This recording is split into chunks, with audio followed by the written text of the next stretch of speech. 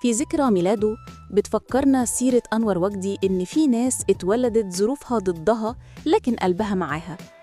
طفل من حي الظاهر كان شايل في جيبه فقر وفي خياله سينما. شاب حاول يهرب لأمريكا يدور على فرصة واتمسك في المينا واتطرد من بيت أهله، بس ما اتطردش من حلمه. وقف على باب مسرح رمسيس بالساعات يستنى وش يوسف وهبي لحد ما ربنا فتح له الباب. من سكرتير ب3 جنيه لوجه بيقف قدام الجمهور على المسرح، ومن دور صامت في يوليوس قيصر لنجومية السينما في أربعينيات وخمسينيات مصر. أنور وجدي ما كانش بس ممثل، كان مؤلف ومنتج ومخرج وراجل فهم الجمهور قبل ما الجمهور يفهمه.